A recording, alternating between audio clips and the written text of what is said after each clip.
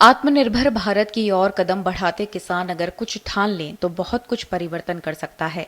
अजमेर जिले में पुष्कर क्षेत्र के देवनगर निवासी किसान रामदेव माली ऐसे ही किसान हैं।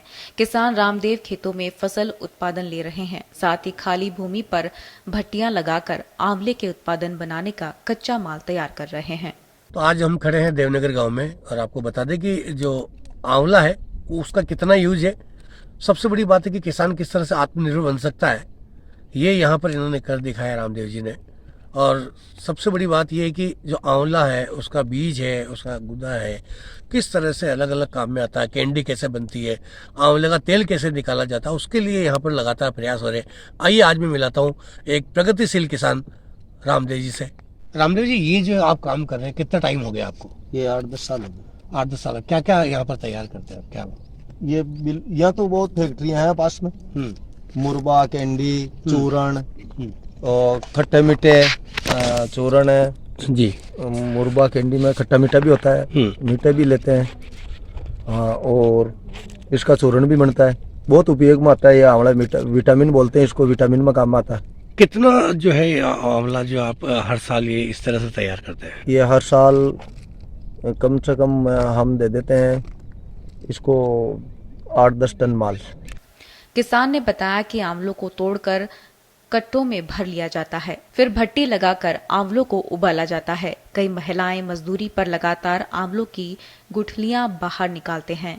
आंवला और गुठलियों को एक सप्ताह तक सुखाया जाता है। प्लांट पर गुठलियों को जलाकर मशीन की सहायता से तेल निकालते हैं। ये तेल ऊंचे दामों पर बिकता है। रामदेव जी, आंवले की जो है अब क्या कैसे तैयार हो रहा, थोड़ा बताएं। ये लेवर लगा के आंवले को कुटवा के और इसकी गुठली अलग कढ़ानी पड़ती है। हाँ, फिर गुठली अलग काम में आ जाती है। आंवले का सूखा हुआ कैंडी में काम में आ जाता है। गुठली जो है ये है? हाँ, गुठली है, ये गुठली है। ये भी बहुत काम आती है, मेहंदी पाउडर में काम आती है। इसका बीज निकल के आंवले का तेल में काम आती है। इसका कई केमिकल निकलता है। चाशनी में लगा के मीठे भी कर सकते हैं।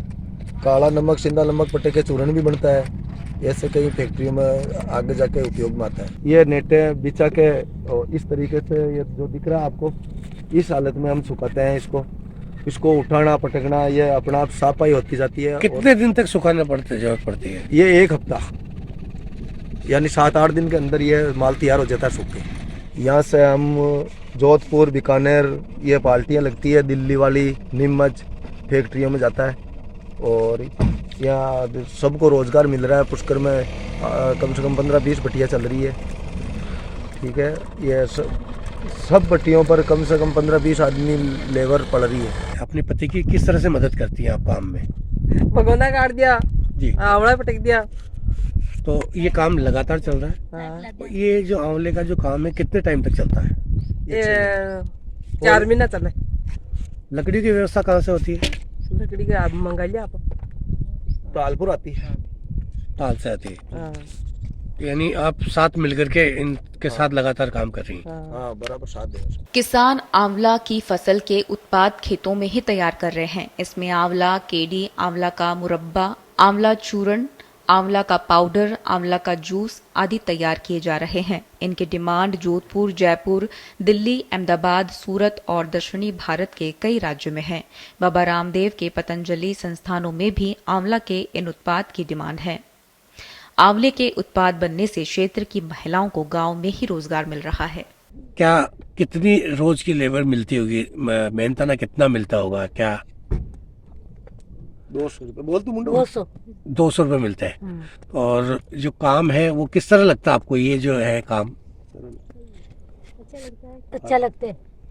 ये बताओ कि आप लगातार ये आंवले का काम कर रहे हैं और आपको क्या तो फायदा लगता है ये काम करने से?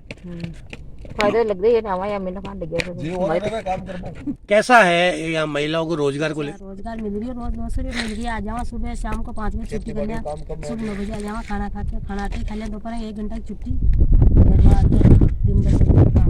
पुष्कर क्षेत्र में 8 से 10 बॉयलर लगे हैं, जहां आंवला के उत्पाद भी बन रहे हैं और कच्चा माल भी तैयार कर बड़े व्यापारियों को बेचा जाता है। आंवला गुठली का शेष भाग हो चाहे पके आंवले का हिस्सा हो, हर भाग का उपयोग किसी न किसी उत्पाद बनाने के काम आ रहा है। ये सभी काम किसान अपने खेत में ही कर रहा है। अजमेर से चंद्र प्रकाश जोशी की रिपोर्ट, पत्रिका टीवी, राजस्थान।